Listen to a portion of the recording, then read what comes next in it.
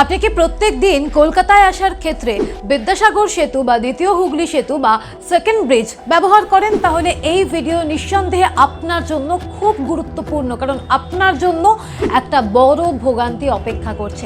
কি ভোগান্তি সেটা জানতে গেলে দেখতেই হবে এই গোটা ভিডিওটা। গত রবিবারের পুনরাবৃত্তি আগামী রবিবারেও 16ই নভেম্বর ভোর 5টা থেকে রাত 9টা পর্যন্ত টানা বন্ধ থাকতে চলেছে সেকেন্ড ব্রিজ। আরও একবার আপনাদেরকে জানাবো, আগামী রবিবার অর্থাৎ 16ই নভেম্বর ভোর 5টা থেকে রাত 9টা পর্যন্ত বন্ধ থাকতে চলেছে দ্বিতীয় হুগলি সেতু, এবং এর ফলে আরও একবার যাত্রী ভোগান্তির আশঙ্কা। যেহেতু 2026 সালের 31শে মার্চের মধ্যে এই ব্রিজ রক্ষণাবেক্ষণের বা ব্রিজকে সারিয়ে তোলার যে কাজ তা শেষ করতে হবে। এর ফলে কিন্তু এই মুহূর্তে একটা চূড়ান্ত তৎপরতা রয়েছে।